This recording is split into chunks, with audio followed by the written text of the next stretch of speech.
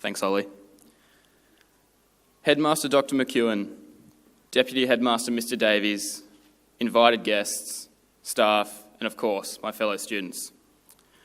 When we were first introduced to the Year 12 theme of footprints this year by Oliver, we were spoken to about individuality, about being unique and overcoming adversity, and by doing so, creating your own path in life while leaving your own legacy.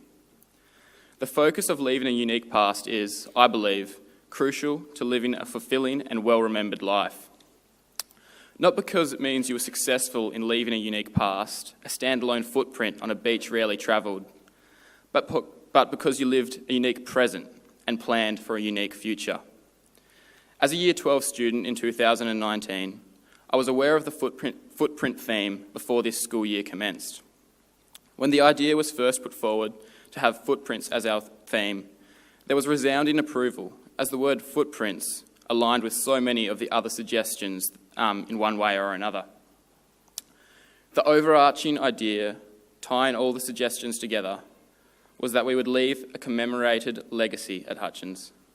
I was, and still am, very excited about the theme of footprints, because I've always been a strong believer, ever since I came to the school in Year 9, of our school's motto, Vivit post funera virtus, which translates to character lives on after death, and in turn means what you do matters.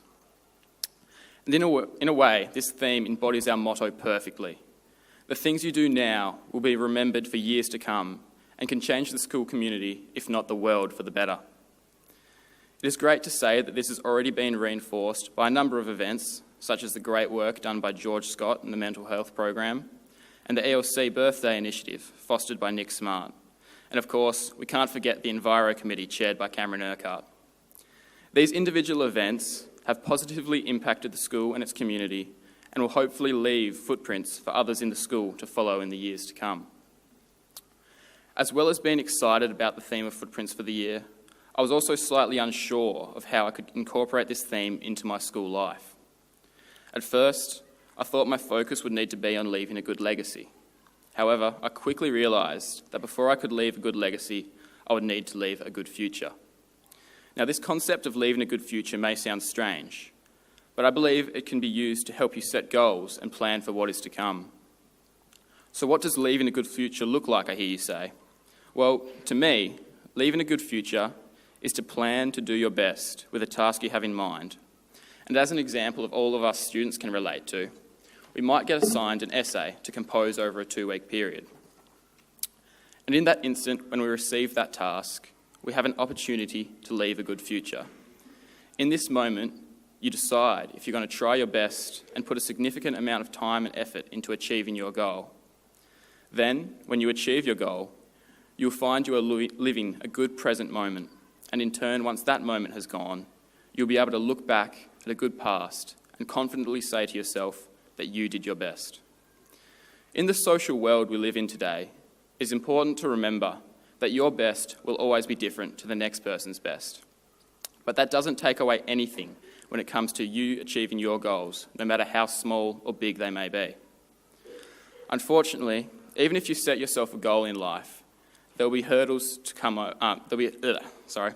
Unfortunately, even if you set yourself a goal in life, whether it is to be the next Ko Gawaguchi or to make the first squash team, there will be hurdles to overcome.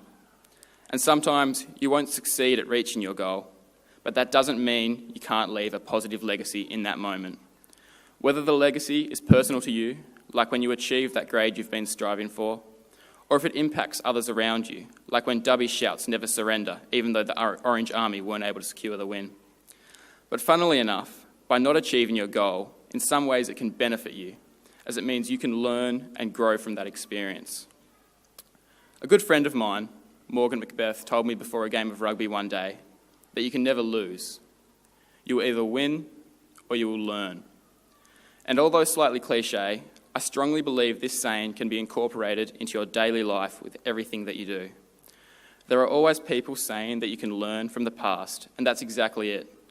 If you look back and see that your last footprint doesn't appear the way you want it to, then you can learn from that and change what you do next time.